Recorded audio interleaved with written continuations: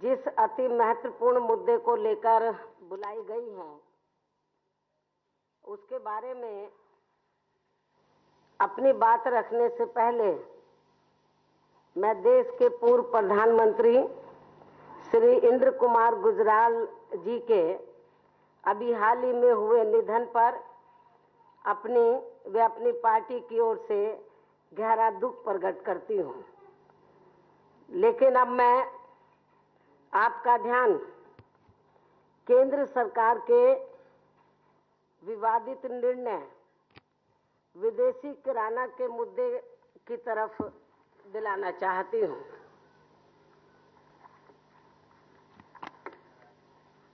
जिस पर संसद में काफी हंगामा होने के बाद अब कल से लोकसभा में नियम 184 व इसके बाद राज्यसभा में नियम 168 के तहत संबंधित मुद्दे पर चर्चा कराई जाएगी। और इस संदर्भ में हमारी पार्टी का ये कहना है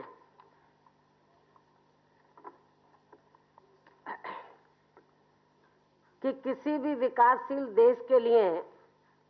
ये आवश्यक है कि विकास के प्रत्येक क्षेत्र में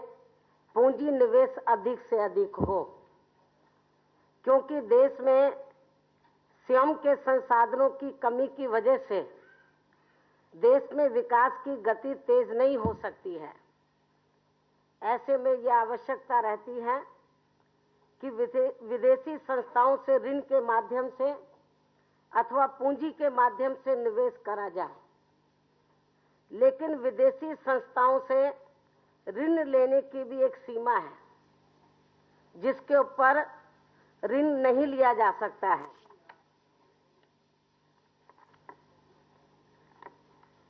ऐसे में विदेशी पूंजी निवेश ही एकमात्र संसाधन है और इस मामले में दुनिया के कई देशों ने तेजी से तरक्की करने के लिए विदेशी पूंजी निवेश का सहारा लिया है। किंतु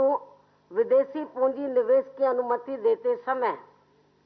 इस बात की तरफ भी जरूर ध्यान देना चाहिए कि प्रत्यक्ष विदेशी निवेश यानी कि एफडीआई से देश की घरेलू अर्थव्यवस्था पर कोई विपरीत प्रभाव ना पड़े, क्योंकि पूर्वी एशियाई देशों में जिनमें थाईलैंड, मलेशिया, इंडोनेशिया आदि शामिल हैं, उनमें काफी समय पहले रिटेल में प्रत्यक्ष विदेशी निवेश की अनुमति दी थी तथा काफी मात्रा में पूंजी निवेश आमंत्रित भी किया गया था, परंतु उसका परिणाम बहुत अच्छा नहीं मिला है तथा उनकी अर्थव्यवस्था को बहुत खराब दौर से गुजरना पड़ा है। ऐसे में पूंजी निवेश किसी भी देश के विकास के लिए तो आवश्यक है, किंतु किन क्षेत्रों में पूंजी निवेश कराया जाए इसको भी देखा जाना चाहिए।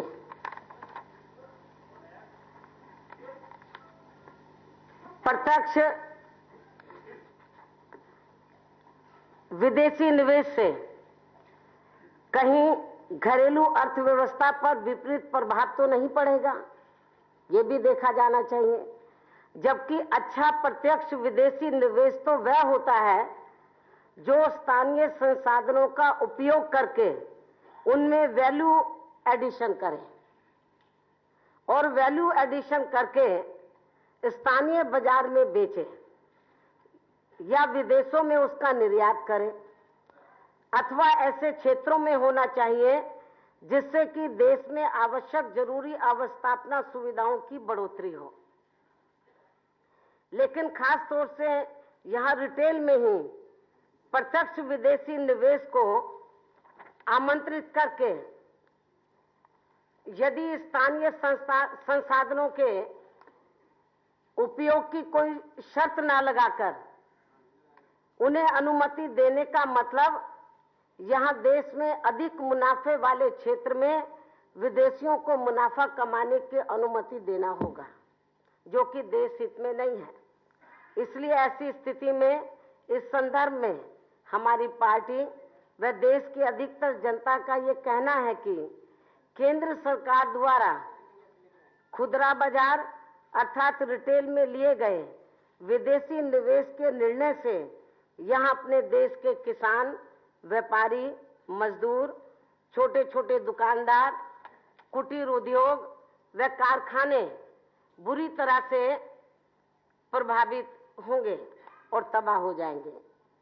और इसका सीधा असर यहां सबसे ज्यादा देश के गरीब एवं मध्यम वर्गों के लोगों के ऊपर ही पड़ेगा। इसके साथ साथ इससे भारत की अर्थव्यवस्था भी पूरी तरह से चरमरा जाएगी और फिर ये अपना देश पुनः विदेशी कंपनियों के माध्यम से विदेशियों के हाथों में आर्थिक रूप से गुलाम हो जाएगा। इसके साथ ही इस व्यवस्था में अधिकांश लोगों को ये भी संदेह है कि इससे छोटे व्यापारियों को काफी ज्यादा नुकसान होगा और आगे चलकर इससे भारतीय अर्थव्यवस्था में छोटे खुदरा कारोबारियों का अस्तित्व ही समाप्त हो जाएगा। इतना ही नहीं बल्कि लोगों को ये भी आशंका है कि यहाँ विदेशी कंपनियां सरकारी नियम एवं शर्तों की अनदेखी करके वह विदेशों से सस्ता सामान लाकर भारत के बाजार में भर देंगे, जिससे यहाँ अपने देश में उत्पादन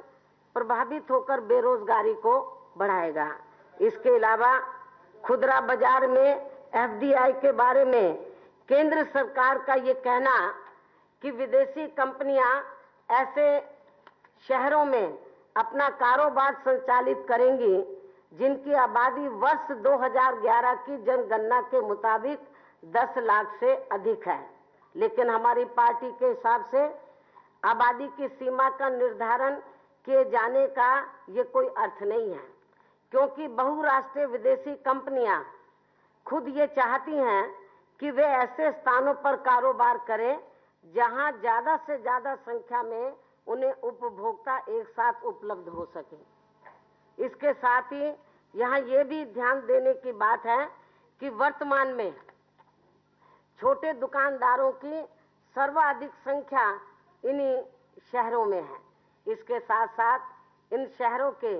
10 किलोमीटर के दायरे को भी विदेशी कंपनियों के लिए खोल दिए जाने से आसपास के ग्रामीण इलाकों के छोटे छोटे दुकानदार भी प्रभावित हो जाएंगे। इतना ही नहीं बल्कि इस नीति के बारे में सरकार का ये कहना कि ये कदम देश में महंगाई को दूर करेगा, लेकिन हमारी पार्टी इस बात से कतई भी सहमत नहीं है, क्योंकि जब तक देश में अपना उत्पादन नहीं बढ़ेगा तथा देश के गरीबों को सस्ती दर पर समुचित खाद्यान्न उपलब्ध कराने की व्यवस्था नहीं होगी तो तब तक गरीब को यहाँ महंगाई से नहीं बचाया जा सकता है, क्योंकि विदेशी कंपनी यहाँ विदेशी सामान लाकर बेचेंगी तो ऐसे में देश में उत्पादन कैसे बढ़ेगा तथा ये कंपनी यहाँ विदेशी सामान सस्ते में क्यों बेचेंगी, ये बात सरकार को जरूर समझनी चाहिए। इस प्रकार केंद्र सरकार की इस किस्म की गलत आर्थिक नीतियों के चलते जहां एक और महंगाई व बेरोजगारी लगातार बढ़ रही है तो वहीं दूसरी ओर औद्योगिक उत्पादन के साथ साथ रुपये की कीमत में भी गिरावट दर्ज हो रही है। इसलिए खुदरा बाजार में विदेशी पूंजी निवेश की अनुमति दिए जाने का केंद्र सरकार का ये फैसला उसकी इन्हीं गलत आर्थिक नीतियों का सबसे नवीनतम उदाहरण है। इस प्रकार संक्षेप में हमारी पार्टी का ये कहना है कि एक तरफ केंद्र की सरकार ये मानकर चल रही है कि खुदरा बाजार यानी कि किराना क्षेत्र में एफडीआई को लाने से काफी ज्यादा फायदा होगा, तो वहीं दूसरी तरफ इससे सहमति न जताने वाले लोग अर्थात इसके विरोधी पक्ष के लोग केंद्र सरकार के इस फैसले से अपने देश में हर स्तर पर इससे काफी ज्यादा नुकसान होने की बात कर रहे हैं। ऐसी स्थिति में किराना क्षेत्र में एफडीआई की नीति के नफे नुकसान को आजमाए बिना जल्दबाजी में इस पर कोई भी निर्णय लेना हमारे लिए उचित व सही नहीं होगा। इसलिए हमारी पार्टी का मीडिया के माध्यम से केंद्र की सरकार को सुझाव के तौर पर यह कहना है कि केंद्र की सरकार ने जिन कांग्रेस पार्टी शासित राज्यों में खुदरा क्षेत्र में प्रत्यक्ष विदेशी निवेश अर्थात एफडीआई की अनुमति प्रदान की है या करनी है, और उन राज्यों में इस नीति का जमीनी हकीकत में अनुभव कैसा रहता है, तो उसकी एक तय निश्चित अवधि में न केवल सरकारी स्तर पर बल्कि संसदीय स्तर पर भी पहले गहन समीक्षा होनी चाहिए और इसके बाद फिर इस नीति को आगे जारी रखने या नहीं रखने संबंधी अंतिम फैसला लेने का केंद्र सरकार को कोई कदम उठाना चाहिए। तो ये अपने देश व यहाँ की आम जनता के लिए ज्यादा बेहतर होगा। हालांकि इस संबंध में लगभग यही बात मैंने दिनांक 9 अक्टूबर सन 2012 को बीएसपी मूवमेंट के जन्मदाता एवं संस्थापक मान्यवर श्री कांशीराम जी की 6वीं पुण्यतिथि के अवसर पर लखनऊ में हुई बीएसपी की राष्ट्रीय संकल्प महारैली में लाखों लोगों को संबोधित करते हुए कही थी। अर्थात उस मौके पर मैंने इस संबंध में ये कहा था कि यदि केंद्र की सरकार के हिसाब से अपने देश में खुदरा बाजार अर्थात किराना के क्षेत्र में एफडीआई लागू करने से यहाँ के किसानों व छोटे छोटे कारोबार में लगे लोगों तथा यहाँ की आम जनता के हितों के साथ साथ अपने देश की अर्थव्यवस्था में भी काफी कुछ सुधार आ जाता है, तो फिर हमारी पार्टी आगे चलकर इसका जरूर स्वागत करेगी। किंतु आज की वर्तमान स्थिति में इसका कोई भी अच्छा रिजल्ट देखे बिना ही फिलहाल हमारी पार्टी खुदरा बाजार के क्षेत्र में इस एफडीआई की नीति का समर्थन नहीं करती है और यही स्टैंड हमारी पार्टी का आज भी है। लेकिन इसके साथ ही यहाँ मैं ये बात भी जरूर कहना चाहती हूँ कि केंद्र सरकार की इस नीति में देश व यहाँ की जनता के लिए केवल एक खास प्लस पॉइंट ये है कि केंद्र सरकार द्वारा खुदरा बाजार यानी कि किराना के क्षेत्र में वर्तमान एफडीआई की नीति देश के किसी भी राज्य में जबरन थोपी नहीं जाएगी। अर्थात अपने देश में यदि कोई भी राज्य खुदरा बाजार के क्षेत्र में मौजूदा एफडीआई की नीति को लागू नहीं करना चाहता है, तो फिर ये नीति केंद्र की सरकार की ओर से उस राज्य में जबरन थोपी नहीं जाएगी। इस बात का भी हमारी पार्टी ने गंभीरता से संज्ञान लिया है। इसके अलावा इस मुद्दे पर हमारी पार्टी को देश में सांप्रदायिक ताकतों को बढ़ावा देने वाली पार्टियों के साथ खड़े होना है या नहीं होना है, इस बात को भी लेकर हमारी पार्टी अभी काफी गहराई से सोच विचार कर रही है। इसलिए हमारी पार्टी केंद्र सरकार के विदेशी किराना के मुद्दे को लेकर संसद में वोटिंग होने की स्थिति में संबंधित मुद्दे पर केंद्र सरकार के जवाब के साथ साथ इन दोनों खास बातों को भी ध्यान में रखकर देश एवं जनहित में सही व उचित निर्णय लेगी और अब ऐसी स्थिति में इसका खुलासा हमारी पार्टी द्वारा संसद के अंदर वोटिंग के समय पर ही किया जा सकता है। इन्हीं जरूरी बातों की जानकारी देने के लिए आज हमारी पार्टी ने ये महत्वपूर्ण प्रेस कॉन्फ्रेंस बुलाई है और अब अंत में मैं आप सभी लोगों को लंच के लिए आमंत्रित करती हूँ। इसके अलावा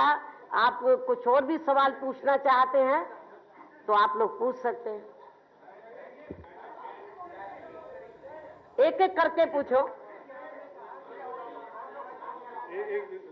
पांडे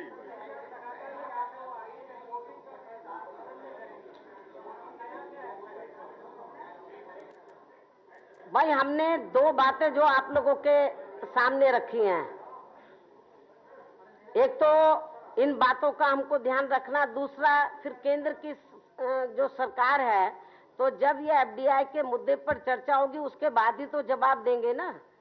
तो उनके जवाब के साथ साथ इन दोनों खास बातों का भी हम ध्यान में रखकर फिर कोई डिसीजन लेंगे। तो आज की स्थिति में तो हम लोग इसका खुलासा नहीं कर सकते।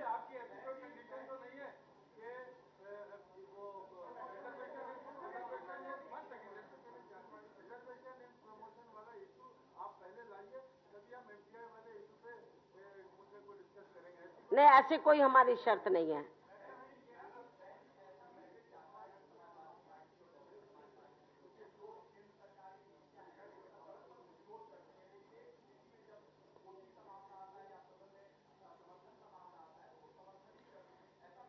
देखो, ये जो एफडीआई की जो नीति है,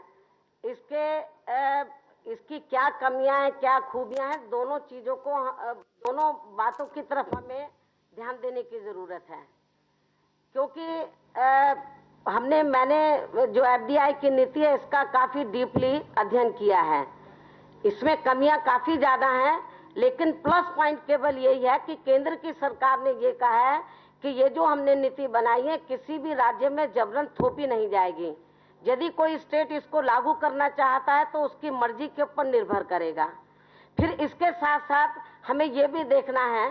कि अब इस मुद्दे के ऊपर ये प्रस्ताव अब ये पार्लियामेंट के अंदर कौन लेकर आया है? बीजेपी एंड कंपनी के लोग लेकर आए हैं। तो हमें ये भी देखना है कि हम इस मुद्दे के ऊपर उनके साथ खड़े होते तो एक ऐसा मैसेज ना चला जाए कि हम सांप्रदायिक ताकतों को मजबूत कर रहे हैं। ये सारी बातों की तरफ हमें सोच विचार करके ही हमें कोई डिसीजन लेना है। और फिर पार्लियामेंट के अंदर हम देखेंगे जो हमने सुझाव दिए हैं, तो हो सकता है कि कुछ पॉजिटिव रिस्पॉन्स है।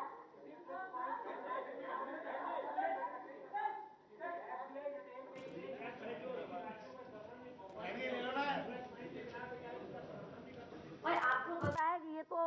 हम उधर सुझाव भी दिए हैं, 2 बिंदु भी हमने रखे हैं,